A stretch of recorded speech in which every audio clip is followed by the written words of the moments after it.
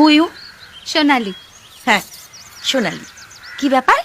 আমি হর্ষবর্ধন বাবুর সঙ্গে দেখা করতে এসেছি। কেন? কোন আনন্দে? চাকরির জন্য। না না, ওনার চাকরি বাকরির দরকার নেই, আমাদের অনেক বড় বিজনেস আছে। না না, আমি ওনার চাকরির জন্য আসিনি, আমার একটা চাকরি চাই। দেখুন না আমার সার্টিফিকেটস।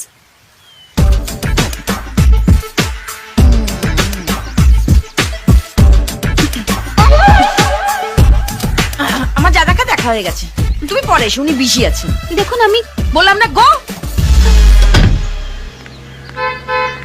এসেছি যখন ওয়েট করেই যাই, যদি হর্ষবর্ধন বাবুর সঙ্গে দেখা হয়ে যায়। A few moments later.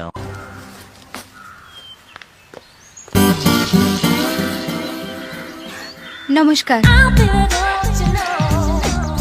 নমস্কার। কে তুমি? আপনার সঙ্গে দেখা করতে এসেছিলাম। ম্যাডাম বলেন আপনি বিজি আছেন। আরে মিথ্যে কথা, মিথ্যে কথা, আমি সব সময় ফ্রি।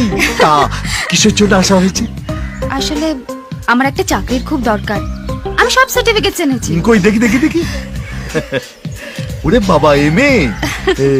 ও বাবা, সঙ্গীত বিশারদ। বাবা, তা আর কি করেছেন? আর তো কিছু করিনি।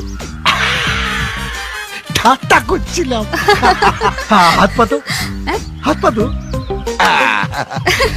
হ্যাঁ, তা তোমার কি ধরনের চাকরি চাই? যা হোক কিছু একটা হলেই হবে। এই আমাদের এই গেটের দারোয়ানের পদটা খালি আছে, তার জন্য এমএ বিএ সঙ্গীত বিশারদ কিচ্ছু দরকার নেই। করবে? এই তো, এই তো, এই দেখো আবার ঠাট্টা করলাম। আবার হাত পাতো, হাত পাতো।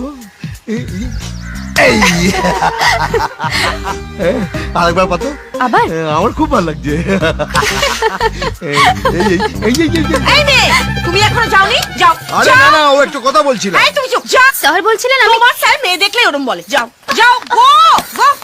কি গো, এরকম একটা ফুটফুটে মেয়েকে তাড়িয়ে দিলে? ফুটফুটে মেয়ে? তা এতই যদি দরদ, ওর নামে একটা গোটা কোম্পানি খুলে দিলেই তো পারো। আরে তুমি না হলে ওর নামে একটা গোটা কোম্পানি খুলে দিতাম, তোমাকে জিজ্ঞাসাও করতাম না। তোমার আমি হাড়ে হাড়ে চিনি, আমিও ভট্টাচার্য বাড়ি মেয়ে। বিয়ের সময় বাবা 1 লরি দান সামগ্রী পাঠিয়েছিল, 1,500 বরযাত্রী খাইয়েছিল, কড়াই গন্ডায় উসুল করব। হ্যাঁ, মোর লজ্জা।